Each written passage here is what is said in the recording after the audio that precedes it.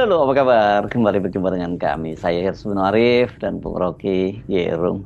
Bung Rocky, seperti sudah kita duga tidak ada perubahan sikap dari UGM dalam posisinya merespon dugaan ijazah palsu dari Joko Widodo. Dan karena tidak juga ada titik terang, maka hari ini alumni dan aktivis itu akan mendatangi rumah Joko Widodo di Solo, menggeruduk begitu media menyebutnya. Mengapa soal yang harusnya sangat simpel ini kok menjadi rumit nih? Oke, pada akhirnya kita mesti baca secara lebih sosiologis soal kasus dugaan ijazah palsu Pak Jokowi. Kalau kita lihat dari sudut UGM, maka tidak ada perubahan posisi dari UGM. Kendati tekanan bahkan dari alumnus dan guru-guru besar UGM. UGM tetap konservatif, membela, mengalihkan pusat perhatian, dan tidak membantu untuk menjelaskan duduk perkara akademis ini. Jadi UGM bersifat konservatif. Sebaliknya, masyarakat sipil mengambil langkah yang makin dramatis itu. Pergi geruduk UGM dan hari ini akan pergi ke Solo ke rumah Pak Jokowi. Jadi UGM bersifat konservatif, sementara rakyat bersifat progresif. Jadi kita lihat dua arus yang betul-betul kontradiktif. Padahal kalau kita hubungkan dengan yang kita sebut prinsip demokrasi, Jokowi dipilih di dalam sistem demokrasi, artinya dia diajukan dan terpilih, lepas dari soal kontroversi dulu, sebagai pemimpin rakyat. Jadi permintaan rakyat harus dia penuhi. Rakyat meminta Jokowi menunjukkan ijazahnya. Apa susahnya? Kan ini dia kan pemimpin yang dipilih. Itu artinya dia sejak dia dipilih oleh rakyat, dia menjadi presiden seluruh rakyat. Maka yang diminta rakyat itu ya masuk akal. Nggak ada susahnya presiden rakyat bilang, Pak Jokowi kami agak ragu ya dengan skripsi Pak Jokowi. Kenapa? Karena kapasitas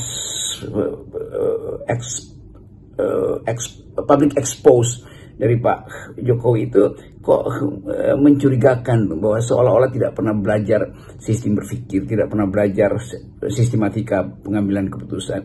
Dan itu sah karena rakyat memilih beliau dan rakyat menginginkan kejujuran dari beliau. Nah, kalau presiden mengerti bahwa dia itu adalah primus inter pares, seseorang yang dipilih dari yang sama, maka dia akan katakan, oke, saya dari rakyat, tapi saya terpilih sebagai presiden karena kalian memilih saya, maka yang kalian kendaki sekarang saya terangkan, bahwa saya memang punya skripsi, saya punya ijazah, ini loh, selesai problem. Karena cuma soal pemahaman Presiden Jokowi waktu itu, bahwa dia dipilih oleh rakyat, maka yang diminta rakyat ditunjukin aja kan. Ini kan bukan untuk menuntut sesuatu yang berlebihan, hanya soal simpel, bahwa Anda dipilih oleh rakyat. Dan kami menganggap atau sebetulnya rakyat bahkan mencurigai, emang kecurigaan rakyat itu biasa aja tuh, dilayani aja kan. Nah justru karena Pak Jokowi tidak berterus terang, maka soal ini akhirnya menumpuk dari tahun ke tahun dan bisa tidak ada akhirnya tuh. Jadi sekali lagi kita melihat bagaimana sesuatu yang sifatnya simpel itu dibuat rumit karena presiden tidak paham bahwa dia adalah public figure. Public figure itu terikat pada kesepakatan publik bahwa dia harus melayani apa yang diminta oleh publik. Itu poin dasarnya. Pak Jokowi dan pengacaranya itu bersikeras tidak akan menunjukkan ijazahnya kepada para penuduh. Jadi sudah bisa kita pastikan bahwa kasus ini akan berlarut dan entah berapa orang lagi yang akan jadi korban ini. Karena setidaknya kan sudah ada 2 orang yang menjadi korban masuk penjara, yakni Bambang Trimulyono dan Nur Sugira Harjo atau Gus Nur. Selain itu kasus ini kan juga menyandera keluarga Jokowi dan keluarganya dan juga bangsa Indonesia. Jadi sampai sekarang orang nggak ngerti mengapa tidak diberikan aja kan dari 2-3 tahun lalu kan. Tuduhan itu mau dijadikan alasan untuk menghukum orang lain. Itu udah berapa? 2 orang udah dihukum itu dalam soal ini kan. Jadi juga tidak bermoral kalau Presiden Jokowi dari sejak dia menjadi presiden menganggap bahwa permintaan itu tidak layak. Itu sangat layak. Ya bisa dikatakan kan udah dibuktikan di waktu jadi wali kota, waktu jadi gubernur, waktu jadi presiden, semua itu udah dia jalani prosesnya. Tetapi publik menganggap ada yang keliru atau ada yang disembunyikan. Maka publik merasa bahwa ya udah lebih baik yang pernah ditunjukkan ijazahnya di era beliau jadi wali kota, pasti ijazah yang sama yang ditunjukkan ketika dia mendaftar jadi calon gubernur DKI, juga ijazah yang identik itu yang ditunjukkan pada KPU. Kan itu asumsinya begitu. Maka nggak ada alasan untuk tidak menunjukkan ijazah itu kan. Kalau diminta oleh publik ya nggak usah dibilang ya saya udah beri di 3 lembaga itu. Ya bilang aja ini loh yang kalian mau. Oke, silahkan periksa. Selesai problem. Ini bertahun-tahun dan akan bertahun-tahun lagi masalah ini muncul. Apalagi kalau ijazah itu hilang, maka orang akan berpikir oh itu adalah alibi lain atau upaya untuk menghalangi pemeriksaan selanjutnya. Padahal ini problem moral itu nggak akan dilupakan tuh. Jadi kita mesti anggap bahwa hal yang sangat sederhana itu justru demi kemuliaan presiden kita ingin supaya ada kejujuran, demi ya ketenangan kehidupan keluarga Pak Jokowi, maka dimungkinkan Pak Jokowi untuk menerangkan bahwa memang ini ijazahnya atau memang ijazahnya itu tidak pernah ada, tidak pernah dipegang karena tidak pernah diambil misalnya. Saya bertahun-tahun mengajar di UI tanpa ijazah itu karena saya nggak pernah ambil ijazah saya kan. Tetapi ya ada fakta yang orang anggap oke, silakan mengajar tuh. Tetapi kalau yang sekarang, saya bisa bilang tuntutan itu ngapain nyari-nyari ijazah gue, tanya sama UI yang minta gue ngajar, kan begitu kan. Tetapi lain dengan presiden, presiden itu adalah pejabat publik, dosen itu ya udah itu sekedar pembuktian atau kesaksian dari mereka yang tahu seseorang pernah ngajar, seorang pernah kuliah, seorang pernah dapat A, pernah dapat D, pernah dapat E misalnya. Itu lain soal. Ini adalah presiden, pejabat publik, diminta oleh publik. Karena harus ada pertanggungjawaban administrasi publik karena dia memimpin republik kan itu soalnya. Jadi sekali lagi hal yang simple ini, permintaan publik itu harus dilayani. Itu intinya itu bukan mengelak itu dan bahkan menjebloskan beberapa orang hanya karena kasus ini. Itu moralnya itu hilang sama sekali. Jadi kita mau supaya ada kejujuran, supaya berhenti kasus ini sehingga keluarga presiden bisa tidak diolok-olok lagi, kira-kira begitu. Sudah kita bisa pastikan hari ini para penuntut keterbukaan soal ijazah Jokowi itu bakal dihadang oleh aparat kepolisian, bahkan juga sangat mungkin ini ada preman ya, karena kemarin Hercules itu sudah sowan ke Pak Jokowi dan dia memperingatkan mereka-mereka yang mempersoalkan ijazah Jokowi itu jangan mencari sensasi. Akhirnya pro kontra ini akan berlanjut terus. Mungkin hari ini akan dihadang mereka yang akan datang masuk ke rumah Pak Jokowi karena dianggap itu rumah pribadi, tidak boleh didatangi. Pasti akan terhalang.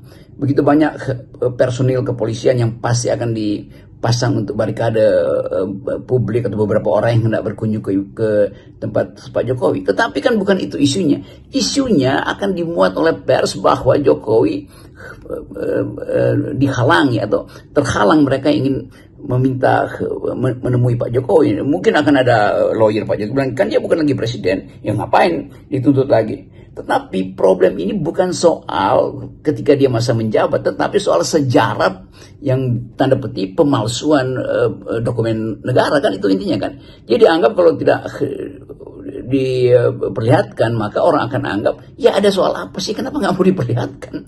Pembuktian hukum, buat apa pembuktian hukum kalau Pak Jokowi bisa datang secara elegan bilang ini ijazah saya, selesai masalah kan.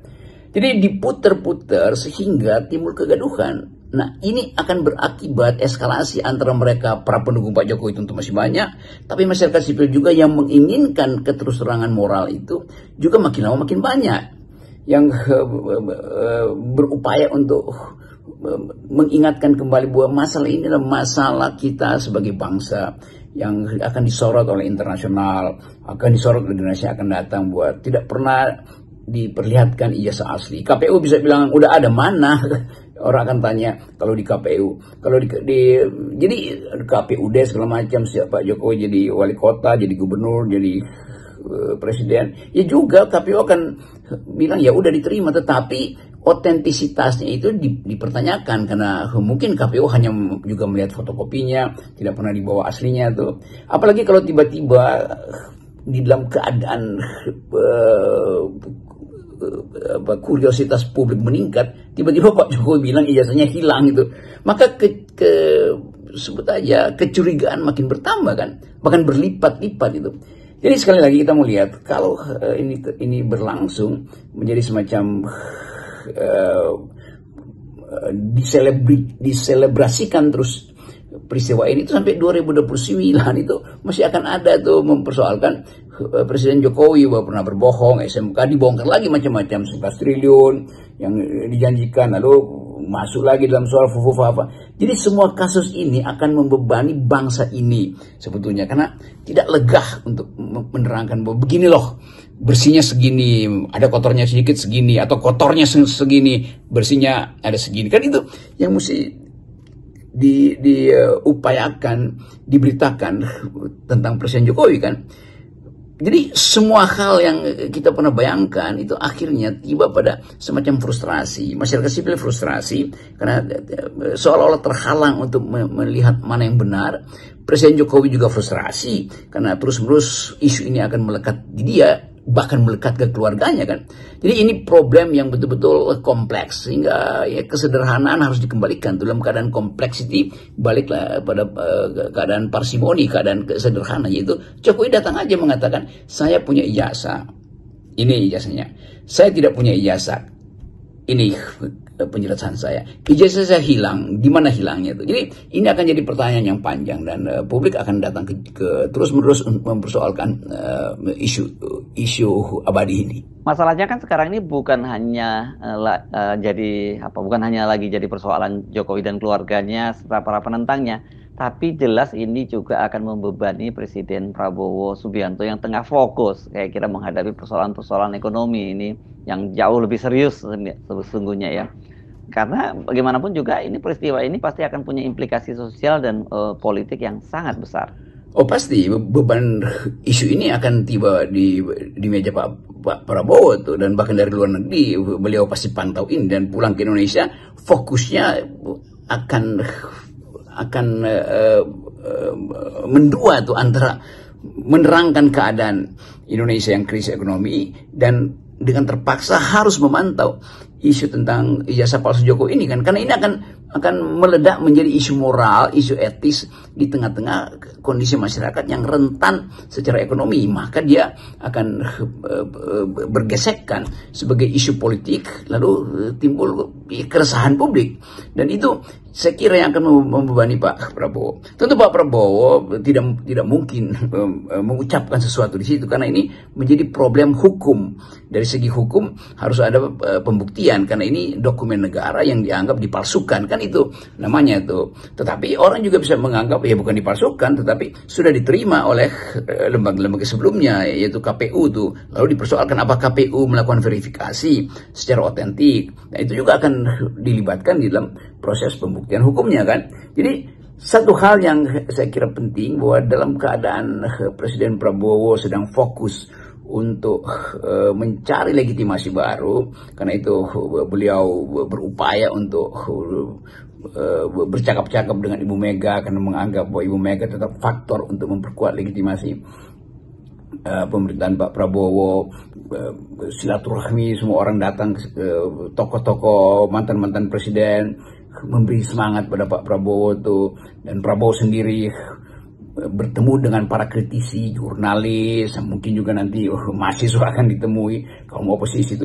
Jadi terlihat ada dua kondisi hari ini. Ada kondisi sebetulnya konsolidasi, regrouping kekuasaan atau regimentasi baru kekuasaan Pak Prabowo karena tetap kritik terhadap kebijakan-kebijakan sensasional beliau itu masih ada. Kendati mungkin beliau berupaya untuk menerangkan bahwa saya ingin semua hal yang menyangkut kesejahteraan, kemakmuran itu didahulukan dengan konsekuensi mengutang lagi, itu nggak ada soal.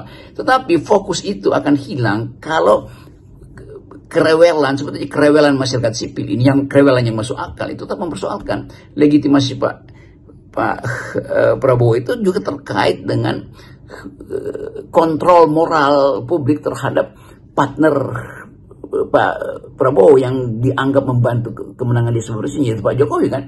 Jadi nanti akan ada problem kalau Pak Jokowi cacat secara moral karena soal ijazah ini. Kita masih bikin hipotesa, kita belum buktikan. Kalau seandainya cacat moral, maka kecacatan moral itu juga berimplikasi pada legitimasi dari Pak Prabowo yang mengakui bahwa dia didukung oleh Jokowi. Kalau Jokowi cacat moral, maka dia didukung oleh orang yang cacat moral. Kan begitu logikanya kan.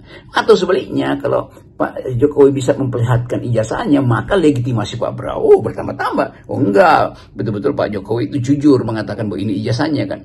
Jadi cuma di situ sebetulnya masalahnya, simple sekali. Nah, dalam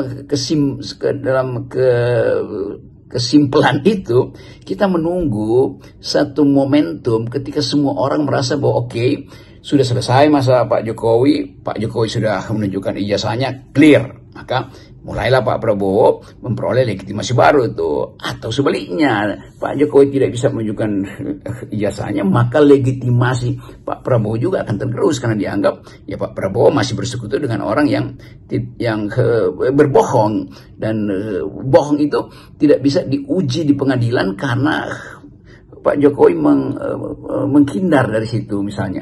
Lain kalau betul-betul sudah disediakan hari ini oleh Pak Jokowi, bahwa ini ijazah saya, silakan lihat, silakan bawa ke laboratorium untuk lihat forensik, maka selesai masalahnya kan. Jadi saya kira itu duduk perkara yang bikin ribut udah 2 tahun 3 tahun, sehingga fokus Presiden Prabowo justru akan terhalang oleh hiruk pikuk masalah yang sepele, yaitu sepotong kertas ukuran folio mungkin yang biasa disebut ijazah. Padahal sebetulnya ijazah itu hanya tanda seseorang pernah sekolah, bukan tanda dia pernah berpikir. Apalagi kalau dia tidak bisa buktikan bahwa dia pernah sekolah dengan ijazah itu kan. Nah, kita hanya mengingatkan itu, bahwa ijazah itu nggak ada penting-pentingnya di dalam dunia kehidupan real itu. Tetapi dia penting karena ada syarat untuk menjadi pejabat publik, harus punya ijazah. Jadi demi kelengkapan administrasi, orang mempertanyakan benar nggak tuh syarat administrasinya dipenuhi. Saya kira sesimpel itu isinya. Kalau soal isi kepala ya orang, semua pendiri bangsa kita itu otodidak kok, nggak ada soal tuh. Tapi mereka mampu memperlihatkan satu dimensi moral yang betul-betul membuat mereka disebut sebagai pemimpin, sebagai leader, bukan sebagai dealer. Apalagi dealer kekuasaan. Salam akal sehat. Oke, salam akal sehat.